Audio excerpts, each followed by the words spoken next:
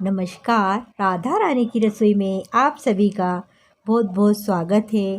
तो मैं आज आपको बता दूं कि 25 जुलाई से 16 अगस्त तक सावन माह शुरू हो गया है, जो 16 अगस्त तक रहेगा 25 जुलाई से। तो इसी संदर्भ में मैं एक बहुत ही कारगर उपाय लेके आई हूँ।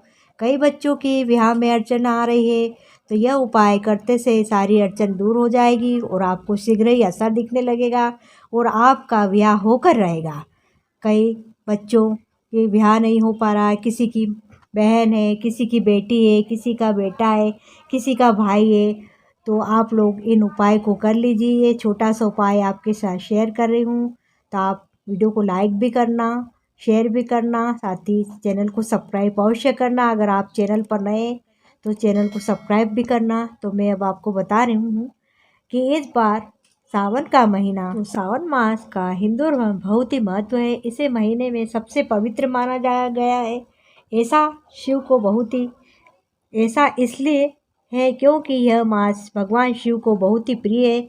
अगर आपके विवाह में अड़चनें आ रही है और आपका विवाह नहीं हो पा रहा है, तो सावन के महीने में ये उपाय करके आप अपनी सारी परेशानी और निजात पा सकते हैं और इसका लाभ पा सकते हैं। विवाह में आ रही अड़चनें तो सावन में करें ये उपाय, तो आपके सारे कार्य पूरे हो जाएंगे और झट से आपको असर दिखने लगेगा और आपका ब्याह हो करेगा। कब आती है शीघ्र ब्याह होने में बाधाएं?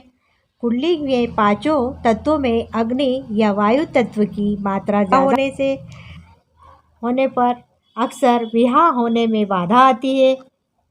चंद्रमा, शुक्र अथवा बृहस्पति की स्थिति भी कमजोर होने पर भी विवाह में कई बाधाएं अड़चनें आती है। कुंडली में मंगल दोष तथा ग्रहण दोष होने से भी विवाह होने में कई बाधाएं आने लगती है। अष्टम अथवा द्वितीय भाव में पाप ग्रह होने पर भी व्यक्ति अपनी शादी के लिए परेशान रहता है। सप्तम भाव या सप्तमेश की स्थिति पाप का अंत होने पर भी शादी से जुड़ी समस्या झेलना पड़ती है। तो विवाह में आ रही अड़चन, तो किस प्रकार से सावन का महीना वैवाहिक जीवन की बाधाओं को दूर कर सकता है? सावन के महीने में जल तत्व की मात्रा ज़्यादा होती है, जो वास्तव में पारिवारिक जीवन का कारक तत्व माना गया है। मंगल दोष, ग्रहण योग तथा विवाह न होने का योग सावन के महीने में ज़्यादा बेहतर तरीके से शांत किया जा सकता है। सावन के महीने में शिव जी अधिष्ठा होते हैं। इनकी पूजा से भाग्य बदल सकता है। अगर सावन के महीने में शिव और पार्वती की संयुक्त पूजा की जाए तो न केवल विवाह शीघ्र होता है, बल्कि अगर वैवाहिक जीवन में कोई बाधा हो या संतान नहीं हो रही तो वो सब दूर हो जाती है। कोई भी परेशानी हो तो वो सब दूर करते हैं भोलेनाथ। और हमने भी पहले भी आपको भोलेनाथ का ही उपाय बताया है, जो नंदी महाराज का है। वो भी आप लोगों ने कईयों ने किया और कईयों ने लाभ लिया। अगर जिन लोगों ने वो उपाय नहीं देखा तो राधा रानी की रसोई में ही वो उपाय है। न तंत्र, न मंत्र, न पूजा, न पाठ, केवल एक मुट्ठी का चमत्कार। उसे भी आप पूरे श्रद्धा भाव से कीजिए। अगर आपकी उम्र 18 से 24 वर्ष के बीच है तो सावन में नियमित रूप से पीले वस्त्र धारण करें। शिव पार्वती जी की संयुक्त रूप से एक ही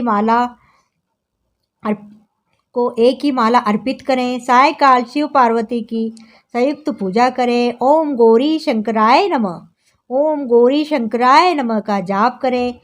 यह प्रयोग सावन में लगातार 9 दिन करें। अगर आपकी उम्र 25 से 30 वर्ष की है तो सावन में पीले वस्त्र धारण करके पूजा करें।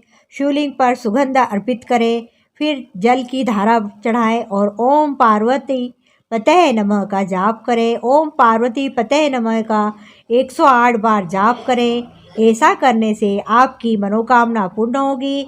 यह प्रयोग सावन में लगातार आप 9 दिन करें। अगर आपकी उम्र 30 वर्ष से ज़्यादा हो तो 108 बेलपत्र ले लें और हर बेलपत्र पर चंदन से राम नाम लिखें। इसके बाद एक करके सारे बेलपत्र शिवलिंग पर चढ़ाएं। हर बेलपत्र चढ़ाते समय ओम नमः शिवाय, ओम नमः शिवाय, ओम नमः शिवाय का जाप करते हुए यह प्रयोग सावन के सोमवार को करें और आपका ब्याह शीघ्र ही हो जाएगा। ब्याह में आ रही सारी अड़चनें दूर हो जाएगी। सावन में एक उपाय और बताना चाह रही हूँ। सावन में रोज शिव जी को सफ़ेद चंदन लगाएं। इसके बाद उन्हें जल अर्पित करें। इससे दाम्पत्य जीवन में सारी समस्याएं दूर हो जाएगी। जुलाई को आषाढ़ का महीना समाप्त हो जाएगा। इसके बाद 25 जुलाई रविवार के दिन सावन का महीना शुरू हो जाएगा। इस दिन सावन के महीने की प्रतिपदा तिथि है। 26 जुलाई को सावन का पहला सोमवार पड़ेगा। साथ ही सावन का पूरा महीना भगवान शिव को समर्पित माना जाता है। सावन के महीने में सोमवार को खास दिन माना जाता है। इस बार सावन के 4 सोमवार व्रत पड़ रहे हैं। सोमवार का पहला व्रत 26 जुलाई को है, जबकि इसका आखिरी सोमवार 16 अगस्त को है। सावन के हर सोमवार में बेलपत्र से भगवान भोलेनाथ की पूजा की जाती है। सावन व्रत और शिव पूजा की विधि इस प्रकार है। सूर्योदय से पहले जागें और स्नान के बाद स्वच्छ वस्त्र धारण करें। पूजा स्थल पर स्वच्छ कर वेदी स्थापित करें। शिवलिंग पर दूध चढ़ाकर महादेव के व्रत का संकल्प लें। सुबह शाम भगवान शिव की से प्रार्थना करें।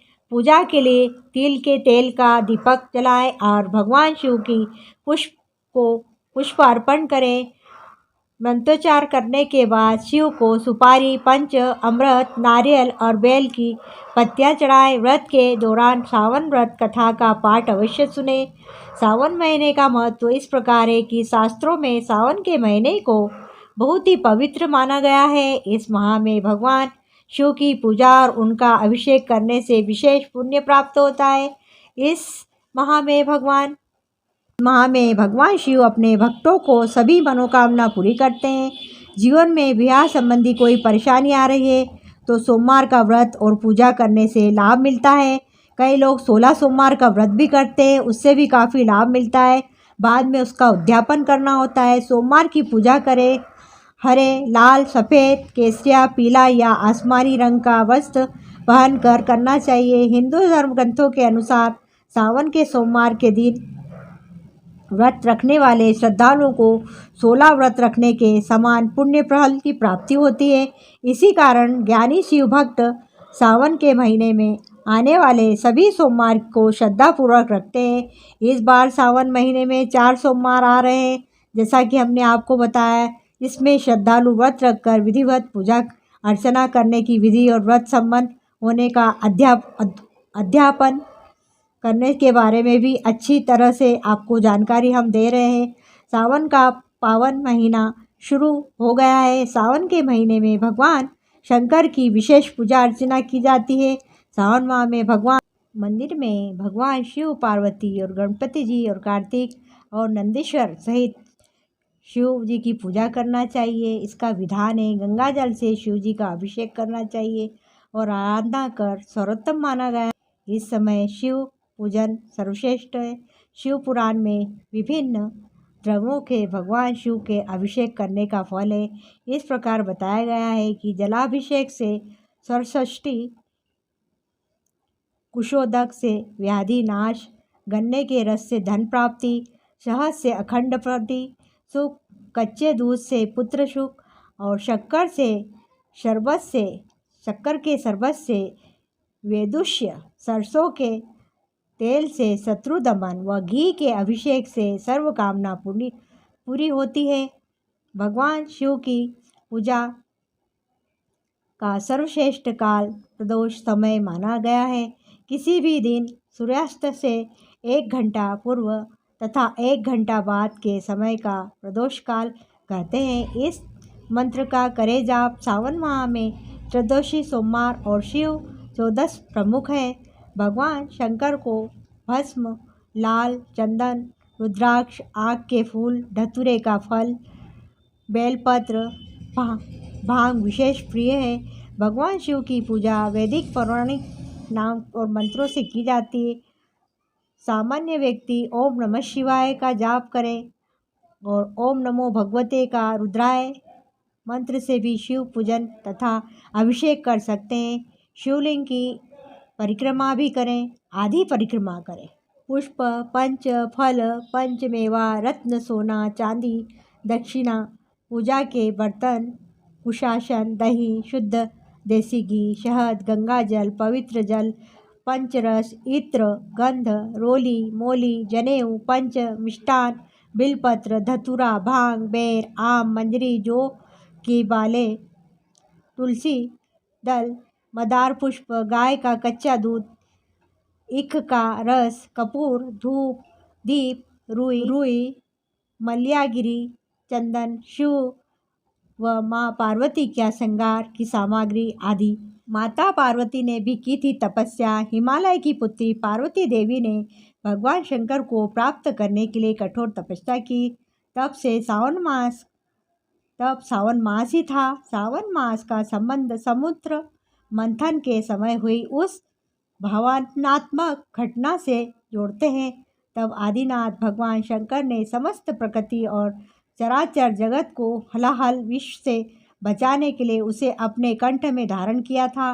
शास्त्रों में शिव की आराधना को आत्मा त्व क्रिजामति सहचरा प्राण शरीरम ग्रह कहकर संबोधित किया है। अर्थात शिव और शक्ति कर्मश आत्मा व मति के रूप में है, विराजमान न होकर मेरे शरीर को पूर्णता प्रदान कर। भगवान शिव की होती है विशेष कृपा। सावन मास में लघु रुद्र, महारुद्र अथवा अति रुद्र पाठ करने का भी विधान है। सावन मास में जितने भी सोमवार पड़े उन सब में शिव जी का व्रत रखना चाहिए। इस व्रत में गंगा स्नान अथवा पवित्र नदी, सरोवर, कुओं पर स्नान करके शिव मंदिर में जाकर स्थापित शिवलिंग का विधिपूर्वक षोडश उपचार से पूजन करें। इस व्रत में सावन महात्म्य और शिव महापुराण की कथा सुने तो भगवान शिव की विशेष कृपा होती है।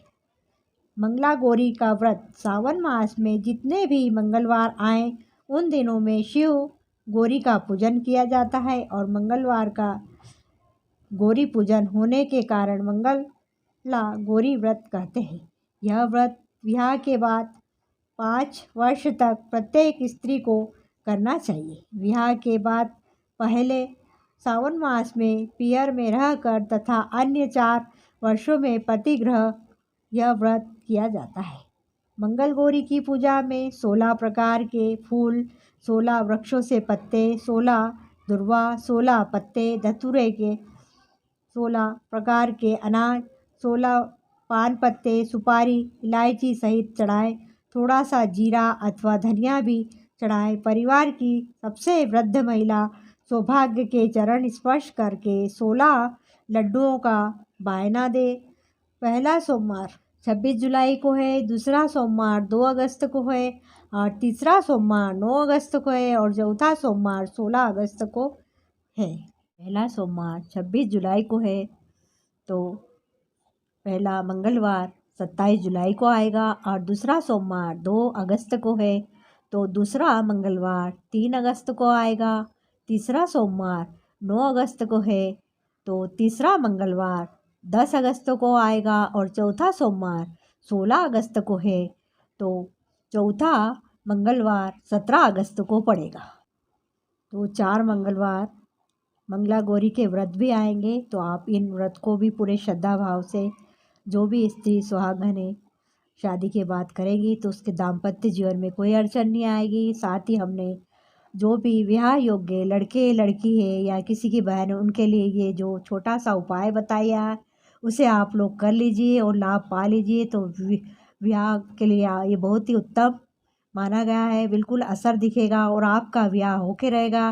तो फिर मिलती हूँ एक नए उपाय वीडियो के साथ। वीडियो को लाइक करें, शेयर करें, सब्सक्राइब करना ना भूलिए। धन्यवाद। जय भोले बाबा की जय। इंगलाज माता।